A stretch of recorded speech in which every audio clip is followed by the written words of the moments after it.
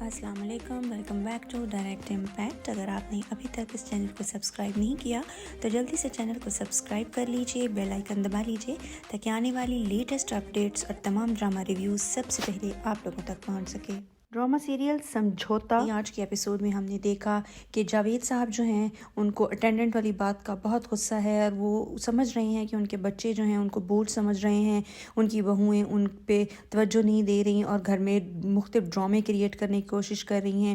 نوکروں پہ بلا وجہ روب جما رہی ہیں، ڈانٹ رہی ہیں اور ایک دوسرے پہ ذمہ داری ڈال رہی ہیں کہ تم خیال رکھو پاپا کا، تم خیال رکھو، تم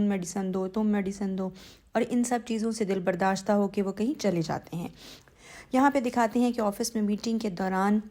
بار بار مہرین جو ہے وہ اپنے ہسبینڈ کو کال کر رہی ہے، اور پھر جب وہ نہیں اٹھاتا کیونکہ وہ میٹنگ میں ہوتا ہے تو وہ اپنی جیٹھانی کو فون کرتی ہے، وہ اپنے ہسبینڈ کو فون کرتی ہے، وہ بھی فون نہیں اٹھاتا،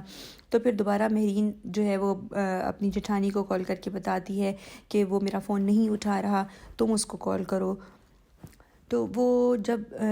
دوبارہ کال کرتی ہے علی انصاری کو تو وہ فون اٹھاتا ہے، تو اس کو پتہ چلتا ہے کہ اس کا باپ پھر سے کہیں چلا گیا ہے۔ وہ اپنے بھائی کو بتاتا ہے اور یہ لوگ ان کو تو پتہ ہوتا ہے کہ وہ ماں کے پاس ہی گیا ہوگا قبرستان، وہ وہاں جاتے ہیں اور باپ کو جا کے وہاں سے لے کے آتے ہیں۔ اب یہاں پہ دیکھنے والی بات یہ ہے کہ ان دونوں کو بھی ٹیکل کرنا نہیں آ رہا سچویشن کو، ٹھیک ہے۔ علی انصاری جو ہے وہ صرف وہ دیکھتا ہے جو اس کی بیوی اس کو دکھاتی ہے، ٹھیک ہے۔ کام دونوں کرنا نہیں چاہتی، دونوں جو ہیں وہ اپنی رسپانسبلٹی ایک دوسرے کے کندھوں پہ ڈال رہی ہیں، نوکروں پہ بلا وجہ کا غصہ کیا جا رہا ہے۔ اور یہاں پہ پھر جب وہ لوگ باپ کو گھر لے کے آتے ہیں تو اس کی طبیعت بہت خراب ہوتی ہے،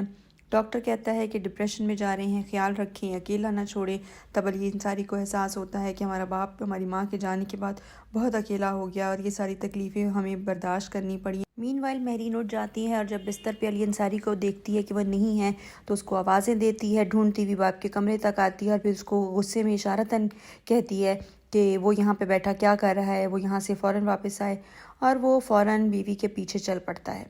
نیکسٹ ڈے وہ ایک نیا شوشہ چھوڑ دیتی ہے کہ اب چونکہ جاوید صاحب جو ہے وقار انکل وہ کسی کی نہیں سن رہے، نہ کسی کے کہنے پہ کھانا کھاتے ہیں، نہ کسی کے سے صحیح طریقے سے بات کرتے ہیں، تو اب یہی حال ہے کہ ہمیں ان کی شادی کر دینی چاہیے۔ یہ ساری باتیں جاوید صاحب جب سو کے اٹھتے ہیں تو سن لیتے ہیں اور غصے میں اپنے کمرے سے فوراً باہر نکلتے ہیں اور پھر آ کے کہتے ہیں میں بتاتا ہوں تمہیں اس چیز کا حل کیا ہے، اور پھر ان کو اچھی سی ڈانٹ لگاتے ہیں کہ تم لوگوں نے مجھے بوجھ سمجھنا شروع کر دیا، میری بیوی کے جاتے ہی تم لوگوں نے میرے فیصلے اپنے ہاتھوں میں لے لیے۔ یہاں پہ بہت صحیح ری ایکشن جاوید صاحب کا تھا، اور بچوں کا ری ایکشن جو ہے وہ بہت ہی عجیب و غریب سا ہے، اس بندے کی تکلیف کو نہیں سمجھ رہے، ٹھیک ہے۔ باپ بہت انوائڈ ہے، اسد سے بھی بات نہیں کر رہا کیونکہ اسد ہی کچھ بہتر ہے ان سب میں سے جس کو تھوڑی بہت سمجھ آتی ہے، لیکن اس کی بیوی بھی اس کے ساتھ بالکل کوآپریٹ نہیں کر رہی، وہ بیچارہ اکیلا ہینڈل کر رہا ہے سب کچھ۔ اور یہاں پہ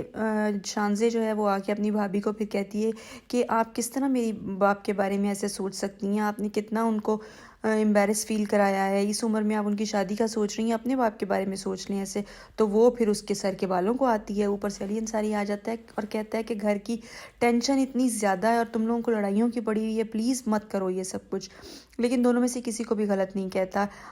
پھر اپنی بہن کو سمجھاتا ہے، وہ کہتا ہے کہ وہ صرف میرے بابا کی تنہائی کی وجہ سے کہہ رہی ہے، تم اس کو غلط مت سمجھو۔ تو وہ بیچاری جو پہلے اتنی ہرٹ ہوئی ہے، کہتی میرے باپ کو اتنی امبیرسمنٹ ہوئی، اتنا میرے باپ کو تم لوگوں نے لونلی فیل کرایا، امبیرسڈ فیل کرایا، تمہاری بیوی نے صحیح نہیں کیا۔ وہ کہتا ہے صرف ان کے بھلے کے لیے سوچ رہے ہیں، وہ لونلی ہو گئے ہیں اس لیے سوچ رہے ہیں۔ خیر کمرے میں آ کے اس نے غلط حرکت یہ کی کہ بیوی سے کان پکڑ کے معافی مانگ رہا ہے، اس کا کیا قصور تھا جو اس نے بیوی سے اس طرح سے معافی مانگی، اور بیوی کو بھی ذرا احساس نہیں ہوا کہ وہ شوہر ہو کے معافی مانگ رہا ہے، اور جبکہ وہ غلط بھی نہیں ہے، غلط ہوتا مانگ لیتا تو کوئی بات نہیں تھی۔ پھر دکھاتے ہیں جی اسد اپنے باپ کو فوڈ اسٹریٹ لے کے جاتا ہے جو کہ ان کی فیوریٹ فوڈ اسٹریٹ ہے، لیکن پورا راستہ آتے جاتے جاوید صاحب کی ویسی ہی کنڈیشن رہتی ہے، وہ بالکل فریش نہیں ہوتے، گھر آتے ہیں اپنی بیوی کی تصویر سے باتیں کرتے ہوئے دکھائی دیتے ہیں کہ میں اکیلا ہو گیا ہوں اور بوجھ بن گیا ہوں۔ یہاں پہ خیر سے بڑی بھابھی اپنے ہسبینڈ کو کنونس کر رہی ہیں کہ شادی والی بات مجھے بالکل صحیح لگی ہے، تو اس کو بہت زیادہ غصہ آتا ہے، وہ کہتا ہے پہلے تم لوگوں کی اس بات کی وجہ سے میں نے اپنے باپ کو بہت مشکل سے منایا ہے، ان کا موڈ مشکل سے ٹھیک کیا، اب مجھ سے کوئی ایکسپیکٹ نہ کرے کہ میں اتنی فضول بات دوبارہ کروں گا۔ خیر وہ کہتی ہے کہ یہ بات تو فضول نہیں ہے، وہ تو اپنی جان چھڑانا چاہ رہے ہیں نا سب، اس کی تنہائی کا خیال کسی کو نہیں ہے، سب اپنی جان چھڑانا چاہ رہے ہیں کہ ہمیں رسپانسبلٹی نہ لینی پڑے۔ تبھی ان بچوں کی پھپھو کا فون آ جاتا ہے، اور ادھر جاوید صاحب اپنی بیٹی کو کہتے ہیں کہ مجھے مت سمجھو کہ مجھے سنبھالنا پڑے گا، تم اپنی اسٹڈی پہ توجہ دو، میں خود کو سنبھال سکتا ہوں، تم لوگوں نے تو میرا تماشا بنا دیا ہے۔ تبھی وہاں پہ اسد صاحب آتے ہیں، اسد آگے باپ کو پھوپھی کا فون دیتا ہے، اور پھر وہ اپنی بہن سے بات کر کے کہتا ہے کہ نہیں میں ٹھیک ہوں، مجھے کیا ہونا ہے، اب آپ آ رہی ہیں تو چلے اچھی بات ہے، میرے ساتھ بھی کوئی باتیں کرنے والا آ جائے گا، میرا ٹائم اچھا گزر جائے گا۔ یہاں بڑی بھابھی کی ماں کو جب پتہ چلتا ہے کہ دوسری شادی کی بات کر رہی ہیں تو وہ تو ہتھے سے اکڑ جاتی ہے، کہتی ہے تم لوگ بیوقوف ہو، جائیداد میں ایک حصہ دار لے کے آ رہے ہو۔ اس نے تو کبھی نیگیٹیوٹی کے علاوہ کوئی بات کرنی ہی نہیں ہے نا، بیٹی تو پہلے اللہ کا فضل ہے۔ تو وہ خیر ماں سے پھر یہ باتیں چھوڑ کے کہہ کے لگا کے باتیں کرنی شروع کر دیتی ہے۔ دوسرا شانزے کی فرینڈ کو جب پتہ چلتا ہے وہ بھی یہی بات کہتی ہے کہ تمہارے باپ کے لیے کوئی ساتھی ہونا چاہیے۔ شانزے کو تو اس کی بات سن کے آگ لگ جاتی ہے، وہ کہتی ہے جو لوگ مجھے ہی مشورہ دیتے ہیں وہ اپنے گھر کے بارے میں یہ کیوں نہیں سوچتے۔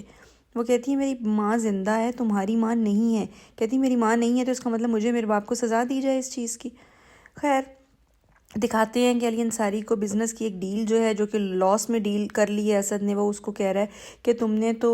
اتنا زیادہ لاس میں ایک ڈیل کر لی ہے تو ہمیں تو بہت نقصان ہوگا۔ وہ کہتا ہے دیکھ لو جب باپ نہیں آتا آفس میں تو ایسے الٹے سیدھے فیصلے ہو جاتے ہیں، ہم کیا کریں، مجھے تو کچھ سمجھ نہیں آ رہی۔ تو وہ کہتا ہے میں جواب دینے لگا ہوں اس ڈیل سے۔ کہتا ہے نہیں اب پھپھو آ گئی ہیں نا تو پھپھو سے بات کرتے ہیں اور بابا سے بات کرتے ہیں، شاید کچھ بہتر ہو۔ اور پھپھو کے سامنے سب نکال لیتے ہیں شکایتوں کا رجسٹر، اور ایک ایک کر کے سارے شکایتیں کرتے ہیں، مانتے نہیں ہیں،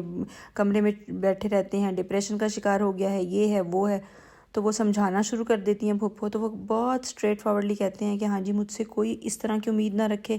میں نے نہیں کسی کے ساتھ گھلنا ملنا، میں نے کسی کے ساتھ نہیں بیٹھنا، اور چپ کر کے چلے جاتے ہیں۔ تو خیر پھر دونوں دیورانی جٹھانی بیٹھی ہوئی سر جوڑ کے، سیاست میں تو ایسے رشتے پھر اکٹھے ہو جاتے ہیں نا، اور سوچ رہی ہیں جی کہ دوسری شادی ہو جانی چاہیے، میں نے کوئی سے غلط بات نہیں کی۔ تو وہ شان سے سن لیتی ہے اور نیچے چلی جاتی ہے۔ یہی تھی آج کی ایپیسوڈ۔ یہ ریویو آپ کو کیسا لگا کامنٹ سیکشن میں ضرور بتائیے گا، اور اگر آپ نے ابھی تک چینل سبسکرائب نہیں کیا تو چینل کو سبسکرائب کر کے بیل آئیکن دبا لیجئے تاکہ آنے والی لیٹسٹ اپڈیٹس اور تمام ڈرامہ ریویوز سب سے پہلے آپ تک پہنچے۔ آپ اجازت چاہتے ہیں؟ اللہ حافظ۔